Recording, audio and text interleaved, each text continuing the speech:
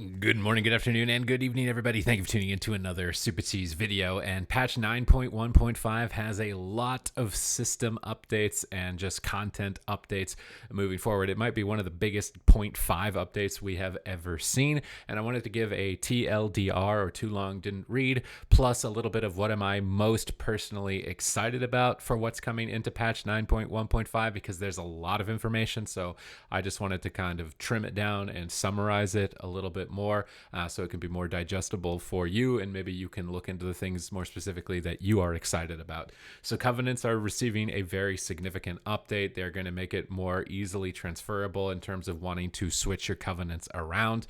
So if you get to max level renown necrolord, you'll be able to switch then over to night fae. However, you will likely have to level that renown again, and you will likely have to go through that covenants campaign one time. But after you have gone through it once, you will then be able to switch, and any alt characters that you decide to level will also get to skip past the campaign portions of their renown, but you will likely still have to level the remainder of that renown after that point. But you will then at least be able to focus on the content you want to do, rather than spending a lot of time doing a quest that you already did that takes a ton of time. So it is going to make it more accessible, but don't expect it to just be immediately on your main character switching to any other covenant that you haven't already been to and leveled your renown and gone through that mission and having access to it right away. You will have to likely go through it initially. Conduit energy being removed, very excited about this because I love experimenting. That's probably my most favorite part of this in patch 9.1.5 is the ability to experiment more, and then completing a covenant campaign on one character will allow alternate characters to skip that portion of the renown process and not have to repeat it, getting access to all of their soul binds, so making it more alt friendly. Now this comes in a place where I kind of wish that it came in a little bit sooner, right? I feel like a lot of people had said the things that they were upset with and what they'd want, and it kind of rings similar every expansion, where they always try and make this kind of locked into one character, and then later on the changes come in. And I do hope that in the future that maybe we can just already be at this point at the start of the next expansion, because like I said, at least for me, my favorite part about the game is progressing through the story the initial time, grinding, working really hard to progress as something in the game, whatever happens to be at the time, PvP, raiding, or dungeons, and then experimenting and expanding and going off onto alternate classes and builds and seeing what they've built in the game. And all of this just kind of prevented me from doing what I really enjoyed and didn't let me to try out the stuff they even made. So I'm very excited this is coming in now. I do hope that this comes in sooner in the future, but I am most excited about it. New character customization for allied races. I'm not really the big fan of this personally, but if you are and you've got these allied races, then you're going to have a lot more customizable options, which is going to be great for you. Legion time walking. So if you really enjoyed the Legion dungeons, which actually had some pretty phenomenal dungeons, even myself personally, not much of an avid PvEer recently, but Legion had a lot of great experiences. So there will be some Legion time walking. Curious to see if there's any unique cosmetic or mount rewards that come tied with that as well. Maw introduction being skippable. Love this change. Again, making a new character and having to go through that kind of campaign story arc where you're kind of forced to just wait for NPCs to walk around. Just get right through that. Again, wish this came in sooner, but I am glad that it is here. Island expeditions, queue solo or with the party. I guess if you really just wanted to farm those mounts from island expeditions, now you're going to be able to as a completionist, which is going to be great for you. I'm not particularly excited about this. I really think that the island expeditions were kind of a missed opportunity. PvP island expeditions looked like they could have had a lot of potential, but they didn't really support it that much. And they added a lot of new items like tanks and stuff that completely threw off sort of the competitive element of the island expedition. Really kind of wish maybe in the future they consider PvP island expeditions as a battleground, maybe even potentially. Because I think there was some missed potential there. Although I know there's a lot of people are like, what, you want island expeditions? I think, again, that was probably tied to the forced Azerite grinding towards the resentment of the content and not so much the content itself. I think that this was still some missed potential, but this is more so just for people who want to collect stuff, right? You're going to be able to collect stuff, which is good for you. Talent ability talent and ability improvements. This is a major one for me. In 9.1.5, we are working on additional updates to a variety of class talents and class abilities, including conduits, rune carving, and covenant class ability tuning. So this is kind of the meat and potatoes for the game for me, right? Because the way the classes work and interact with each other is literally what PvP is. This is also going to assist in balance tuning and more variety of options in PvE, maybe some potentially different builds.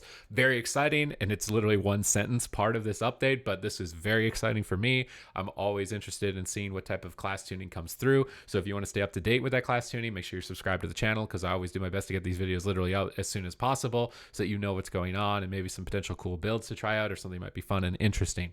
Allied race unlocks. Allied races such as Kultirian humans, Mechagnomes, and Dark Iron Dwarves, which had a dungeon requirement to unlock them, will no longer need to complete the associated quest to gain access to these races. Players will be able to skip it instead. Again, because the content is old, players are probably struggling to even be able to form a group to do these older dungeons to unlock these races. So as a solo player, making it possible for you to complete these chains.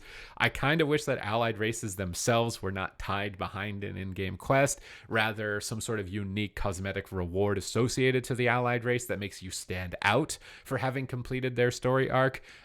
Would have been more interesting to me personally, but overall, again, you're going to be able to get them now without being hindered by the fact that you couldn't complete the dungeon, which is going to be great. Still think that they could be more accessible in the future.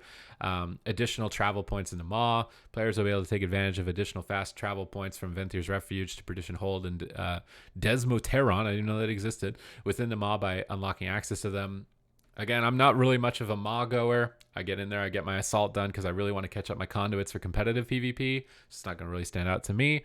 Remote anima turn-ins. Completing quests from Archivist Roswar will provide access to an anima diverter within Korthia where anima can be directly deposited. The only thing for this is that anima has been taking up a lot of inventory space in my bag, and because I don't really interact with anima, I'm not particularly drawn to the cosmetics that they're associated with.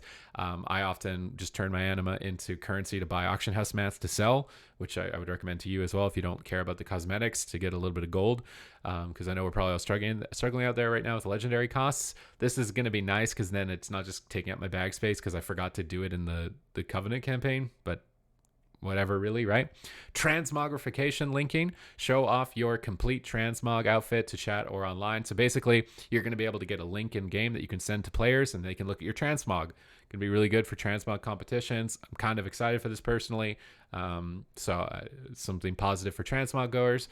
Alt leveling improvements. A variety of improvements will be introduced in support of a smoother experience leveling alternate characters through Shadowlands, such as an additional rank of heirloom upgrades and improvements to the Threads of Fate, such as the addition of Torghast as an option, and renown gains for completing bonus objectives. This is what they really need to focus on in my mind, is more ways to get renown. Just throw renown at me. Just hit me with that renown. Whatever it is, I want renown for it, so that when I'm at max level, I can focus on the content that I want to really focus on, and then branch out after I choose. So I do like this.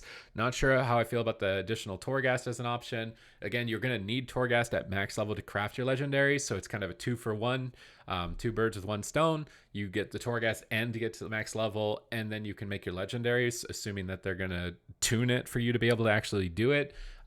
So that could be nice for leveling alts. You just get your legendary and you level your character at the same time.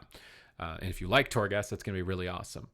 PvP gear adjustments. This is a big one again for me. Lower item level PvP gear will now scale to a higher item level in PvP situations than before. This should reduce the power level gap so that new characters can feel that they are able to compete in battlegrounds and arenas more readily. This change will not affect high item level PvP gear. Just means like the honor gear that you're getting, maybe the unranked PvP gear will scale a little bit closer to the potential max level gear. And right now that's a big deal, because if you get to max level, you are effectively at the mercy of the community of the game. If you try to grind it solo, it's going to be a lot of time. And even after you've finished it, you're probably still at the mercy of the community taking your invite. I see a lot of times that the easiest way to do this is to just pay gold for rated battleground carries so that you get renown, you get conquest, you get the gear, because your character is just so effectively useless. That nobody wants to play with you because you're going to hinder them unless you're paying them to play with you. And that was a really big problem. Hopefully this addresses that so that you're more effective, so that you're not at the mercy of having to pay somebody to play with you because your character is so ineffective. And I really hope that it addresses that, but I am excited about it. Hopefully they go into more specifics with it. Rune carving recipes. Drop rates for rune carving recipes will be increased to 100% drop rate in any dungeon difficulty. I don't know why this was random in the first place. I think one of my top 5 things that I don't like about WoW is RNG loot, where you've completed the mechanics effectively in the dungeon and you've accomplished the challenge and the thing you wanted doesn't drop. I personally hate that feeling a lot. And I did have this experience at the beginning of the expansion on my druid trying to get the legendary recipe from Tyrna Scythe for Boomkin. I can't remember the name of it right now for some reason. But I ran that dungeon so many times. I lost count. This post actually reminded me of the frustration that I had towards trying to get it. So thankfully, this is not the case anymore. I hope that this is in the future gonna just be that in the first place. I really hope that it is just like that in the first place. That's one of the main reasons I was so drawn to PvP actually in WoW, was because the gear was deterministic. I put in the work, achieved the rating, bought the piece that I wanted and worked for. Wasn't at the mercy of, oh, it just didn't drop. And now I've got to do the same thing again. Even if I do it perfectly again, probably might not drop again. I very much so dislike it. I've watched Venruki run Blackwing Lair on TBC to get Mind Quickening Gem. Now it's 39 times to get that. I really don't like that mechanic in the game at the moment. I understand why RNG is in an RPG, but for myself personally, don't like it. But I do like that this is addressing that. Hopefully now in the future, this will just be applied right away. That's really what I hope from all of this. Battle for Azeroth Legacy Loot Rules. Legacy Loot Rules would be enabled for players at level 60 in all Battle for Azeroth raids and dungeons, causing encounters to drop the number of items that they would randomly drop for a 5-player dungeon or a 20-player raid. So just being able to farm more transmog is going to be a great addition. Again, these are all great changes. It does appear that they're listening to the feedback overarching for the entire community. Still wish that it could have happened sooner. It kind of sucks a little bit that it feels like so much had to go wrong for this change then to have happened, right? So I do hope that in the future, having read through a lot of the specifics on this, that they're just going to be a little bit more, what is his word?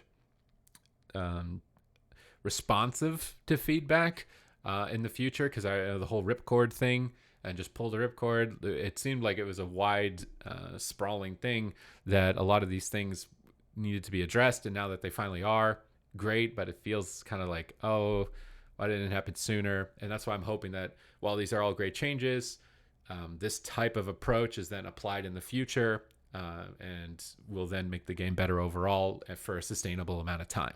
Other than that, I hope you enjoyed this update. I tried to condense it a lot more in this video specifically. If you liked it, please leave a thumbs up, comment down below with your thoughts. What are you most excited about in patch 9.1.5? Is this enough to draw you back into World of Warcraft? What would need to happen for you to come back, or to start playing an alt, or whatever it is? Thank you very much for watching, and I will see you in the next video.